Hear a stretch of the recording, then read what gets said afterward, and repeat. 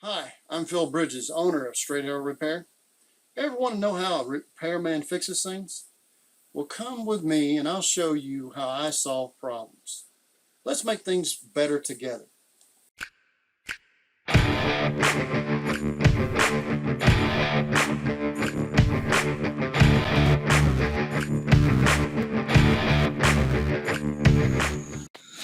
Okay, these are balusters. You don't have to use this material. This is something that is lightweight, not very invasive to look at.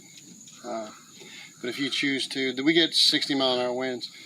The trick is not to be, what is the word?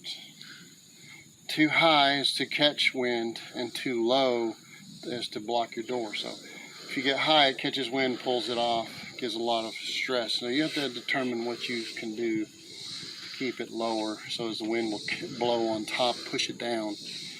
But anyway, these are 1.5 by 1.5 by 42 inches long.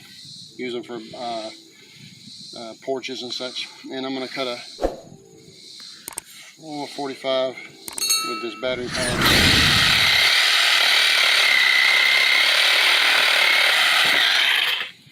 Alright. And then I'm going to use 3-inch screws with the screw gun. And